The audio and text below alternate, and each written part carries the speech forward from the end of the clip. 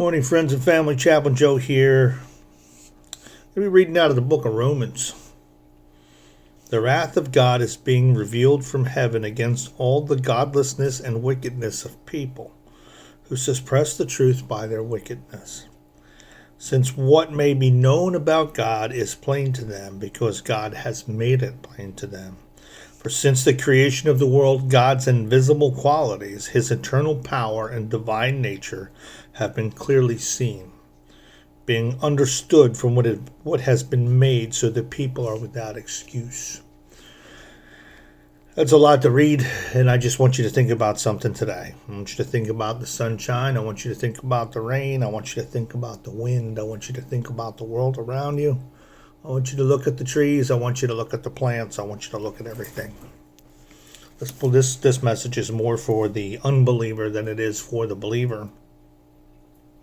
But this basically is saying that everything around you is being sustained. Its life force is being sustained. There's a schedule. There's a time schedule.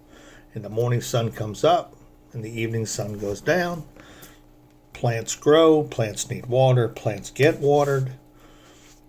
This is telling you that the invisible attributes of God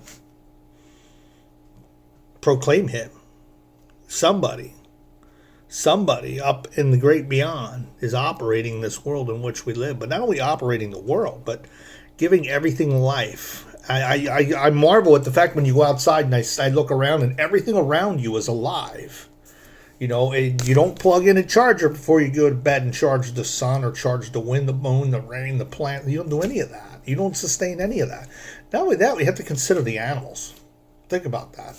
The animals are fed. The animals are watered. The animals are cared for. Who's doing that? Who's taking care of that? And I guess I bring all these things up as I read this yesterday. I really felt like, the part we need to look at is the wrath of God is being revealed from heaven against all the godlessness and the wickedness of people. And there's a lot of that. There's too much of that in this world. And my son made a statement yesterday, and I kind of, in a sense, took it the wrong way, but then I started to think about that. And then I started to see other posts about other things, and then I started to think to myself, well, wow, you know what? Jesus is not popular at all. In fact, if he's still as hated as he was from the beginning. He's still as hated as he was. The same thing with God. It is so true about us as people that we are wicked, evil, and vile no matter what, all the way down to our core. And it just blows my mind that for most of my life, I denied God. I denied the existence of God. And then I took a chance and I started to have faith and I started to pray. And then I discovered God. And I discovered how amazing he is. And I guess what I want us to think about today is, I'm not trying to convince you to believe in God. I would never try to do that. Your life is your journey, it's your choice, and whatever you do with it, you do with it. But what I do care about is I care about people who are suffering. I care about people who are living a life that I used to live, and I want you to discover God, and God will give you what he gave me. He gave me salvation. He gave me freedom. He gave me knowledge. He opened my eyes as in recovery they call it a spiritual awakening. So I guess that's what I'm hoping for you non-believers, is to have a spiritual awakening. You can stay stubborn, you can stay hard-hearted, you can stay in your own little world, but remember, God is saying in these verses that there is no excuse. You have no excuse because the earth and everything around the earth testifies to his existence.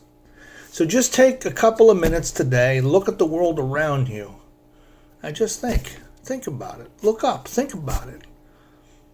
And if you have the courage to see past yourself and to see past everything else that has kept you blind this long, talk to him. Talk to him. He will show you himself in a very real way in your life. Be encouraged today and do business with God.